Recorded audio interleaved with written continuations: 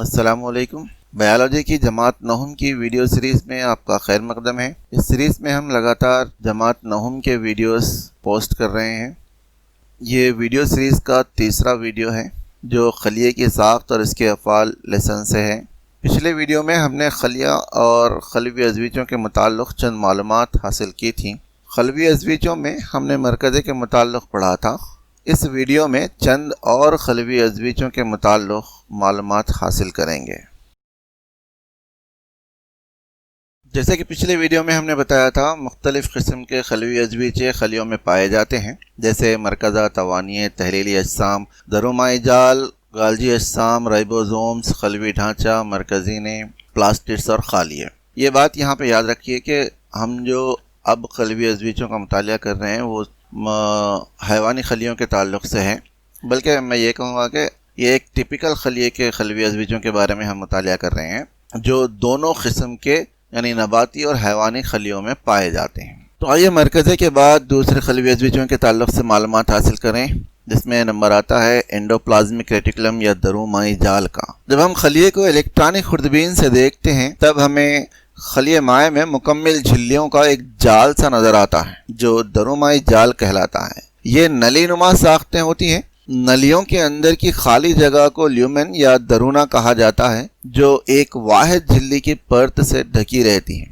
خلیے کے اندر دو قسم کے درومائی جال پائے جاتے ہیں، کھردرا درومائی جال اور ہموار درومائی جال۔ کھردرا درومائی جال پروٹینز کی تیاری میں حصہ لیتا ہے، دراصل اس پر رائبوزومز جڑے ہوئے ہوتے ہیں، جبکہ ہموار درومائی جال چربیوں کی ترکیب میں حصہ لیتا ہے۔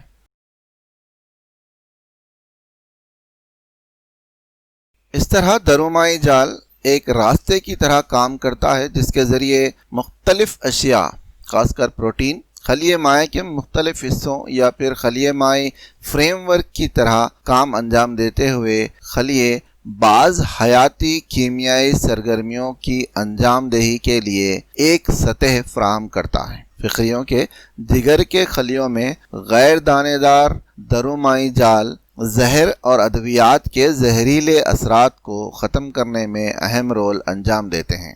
نیکسٹ آتا ہے گالجی اجسام یا گالجی آلات یا گالجی کمپلیکس ولیہم۔ اس کو کیمیلو گالجی نے 1898 میں آپٹیکل مائکروسکوپ کے ذریعے دیکھا تھا اور اسی سائنسداں کے نام سے اس کے نام کو موسوم کیا گیا ہے، لیکن بعد میں الیکٹران مائکروسکوپ کے ذریعے اس کی بہتر ساخت کو سامنے لایا گیا۔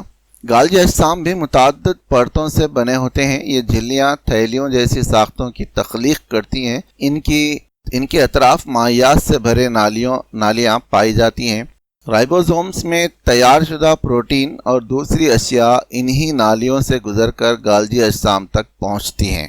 گالجی اجسام میں جو اشیاء پہنچتی ہیں ان میں کسی قدر تبدیلی آتی ہے، یعنی دوسرے الفاظ میں ہم کہہ سکتے ہیں کہ یہاں ان اشیاء کو اجزا یا پیکنگ کیا جاتا ہے، پھر دوسرے ازویجوں کو بھیج دی جاتی ہیں۔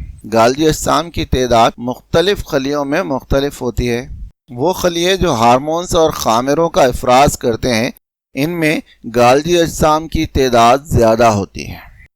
لائسوزوم یا تحلیلی جسم، یہ کروی شکل کے اجسام ہیں جو ایک واحد جھلی سے ڈھکے رہتے ہیں۔ ان میں خامرے پائے جاتے ہیں جو کاربوہائیڈریٹس، پروٹینز، چربیوں اور نیوکلیائی ترشوں کی تحلیل کرتے ہیں۔ یہ پیچیدہ سالمات کو سادہ سالمات میں تبدیل کرنے میں مدد دیتے ہیں۔ غذائی مادوں کے ہاضمے میں بھی یہ حصہ لیتے ہیں۔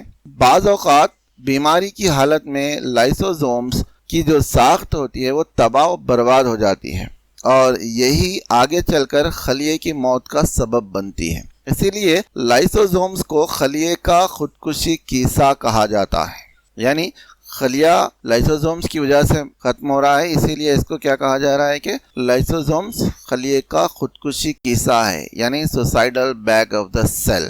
نیکسٹ ہم بات کریں گے رائبوزومز کی۔ ان کی ساخت ناشپاتی یا دل جیسی ہوتی ہے اور یہ کسی بھی پرت کے ذریعے ڈھکے ہوئے نہیں رہتے۔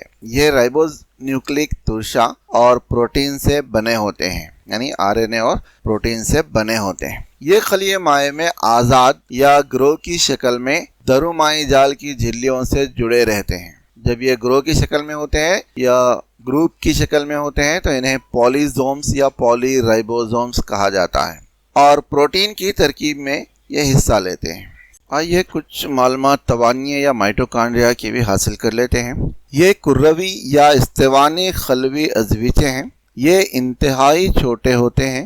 عام طور پر توانیے 2 تا 8 مائکران لمبے اور 0.5 مائکران چوڑے ہوتے ہیں۔ یہ مرکزے سے تقریباً 150 گنا چھوٹے ہوتے ہیں۔ ہر ایک خلیے میں ان کی تعداد 100 تا 150 ہوتی ہے۔ انہیں صرف الیکٹران خوردبین سے ہی دیکھا جا سکتا ہے۔ توانیے 2 پرتی دیوار سے بنے ہوتے ہیں۔ دیوار کی اندرونی جھلی درونہ میں آگے نکلتے ہوئے شکنوں میں تبدیل ہو جاتی ہے جنہیں عرفے یا کرسٹے کہا جاتا ہے۔ کرسٹے کے درمیان خالی جگہ کو خالب یا میٹرکس کہا جاتا ہے۔ مائٹوکانڈریا خلوی تنفس کا ذمہ دار ہوتا ہے۔ یہ وہ عمل ہے جس میں خلیہ افعال کی انجام دہی کے لیے توانائی کو حاصل کرتا ہے۔ اسی وجہ سے اسے خلیے کا توانائی گھر بھی کہا جاتا ہے۔ مائٹوکانڈریا خلیے کا پاور ہاؤس ہوتا ہے۔ خلوی ڈھانچہ یا سائٹوسکیلیٹن یہ ریشوں کا ایک جال ہے جو خلیے کے تمام حصے پر موجود رہتا ہے۔